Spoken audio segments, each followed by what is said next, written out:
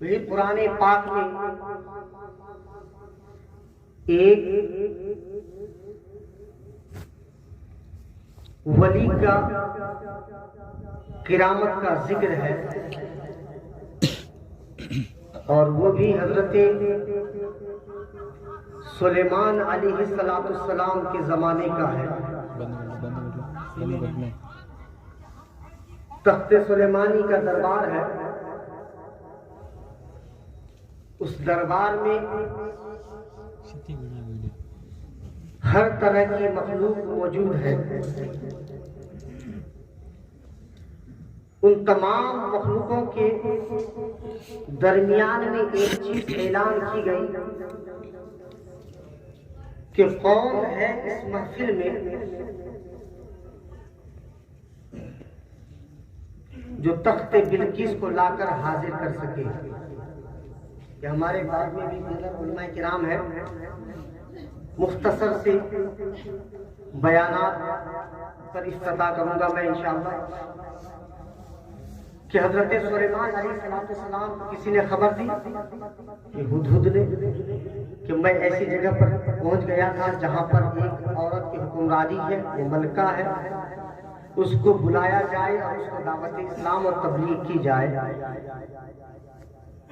تو شایان شام ان کی سواگت و استقبال کے لیے ان کے تخت کو حاضر کرنے کی جو باری آئی کہ ان کے لیے ان کا تخت کو ہی حاضر کر دیا جائے تاکہ اسلام کا بول بالا ہو، ہمارا بول بالا ہو، ہمارے ان عجائبات کو دیکھ کر اسلام کی طاقت کو پہچانے، رفعت کو پہچانے۔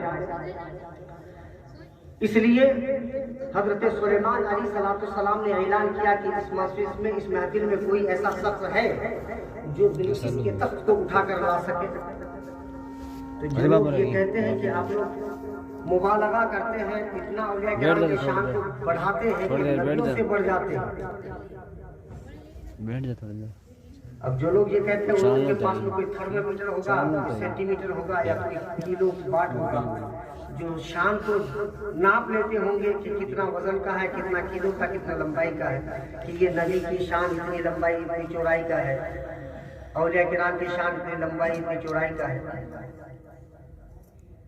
نبی نبی ہے، چاہے وہ کوئی بھی نبی و رسول ہو، ان کا مقام کسی ولی کو مل نہیں سکتا۔ اس لیے کہ غوث اعظم کے بارے میں میں نے جب پہلا مثال دیا کہ وہ تمام ولیوں کے ولی ہیں، لیکن کسی صحابی کے ولی نہیں ہو سکتے، اس لیے کہ غوث اعظم خود کسی صحابی کے قدم کے دھول کے برابر نہیں ہو سکتے۔ یہ ان کا مقام الگ ہے، ان کا مقام الگ ہے۔ تو نبی سلیمان علیہ السلام خود یہ اعلان کر رہے ہیں، وہ پیغمبر اسلام ہے، وہ یہ کہہ رہے ہیں کہ کوئی اس مجلس میں ہے جو تخت بلقیس کو لا کر حاضر کر سکے۔ اعتراض کرنے والا معترض یہ بھی کہہ سکتا ہے کہ بھائی خود وہ نبی ہے، پیغمبر ہے، اللہ نے ان کو اتنی طاقت و قوت دی ہے، ان کو معجزات دیے ہیں، وہ خود لا کے آ جائے، کوئی ایسا کیوں کہہ رہا ہے؟ دکھاتا فوٹو دکھانا۔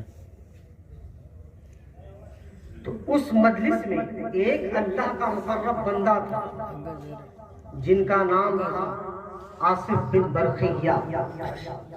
انہوں نے کہا کہ میں اس کام کو انجام دے سکتا ہوں۔ تخت بلقیس کے بارے میں پوچھا گیا کہ تم کتنے دیر میں لاؤ گے؟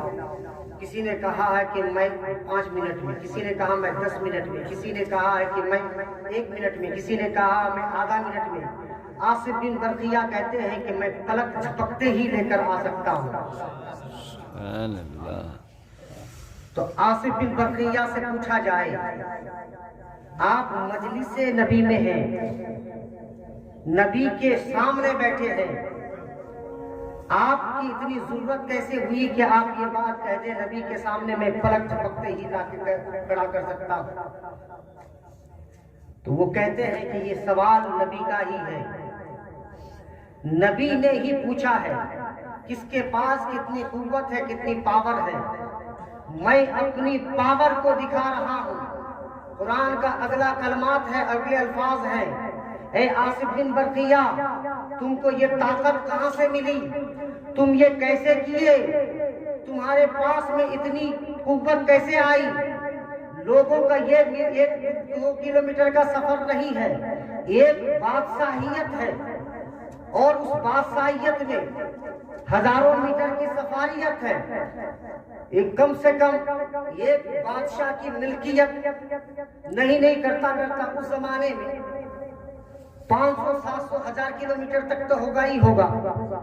کم سے کم 1000 کلومیٹر تک کا سفر تم نے پلک جھپکتے ہی کیسے طے کر لیا؟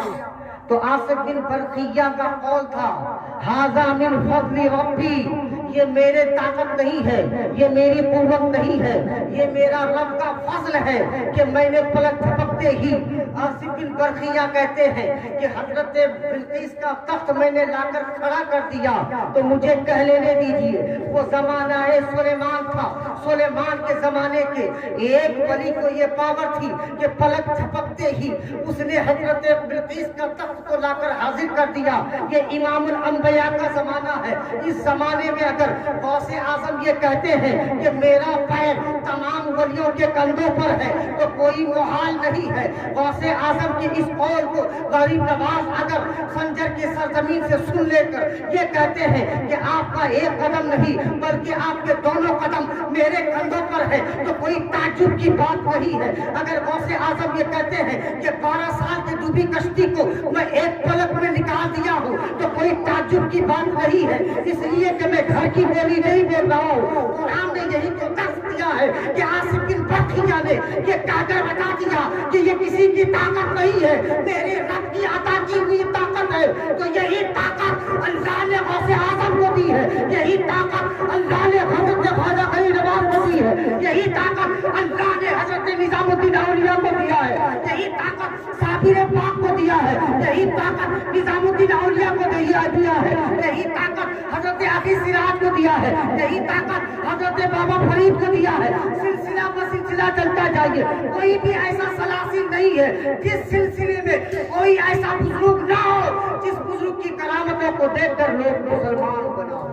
سبحان اللہ، سبحان اللہ۔ یہی مسلمان کے لیے اسلام کی طاقت اور قوت پہچانوانے کے لیے اللہ نے ایسے لوگوں کو چنا ہے۔ انہی لوگوں کو صالحین کہتے ہیں، اور انہی لوگوں کی جماعت کے ساتھ رہنے کے لیے ہم بارہا دعا کرتے ہیں، اہدنا الصراط المستقیم صراط الذین انعمت علیہم۔ حضرات، میں اپنی تقریر یہیں پر ختم کرتا ہوں کیونکہ حضرت کی تقریر سننی ہے مجھے بھی۔ وآخر دعوانا الحمدللہ۔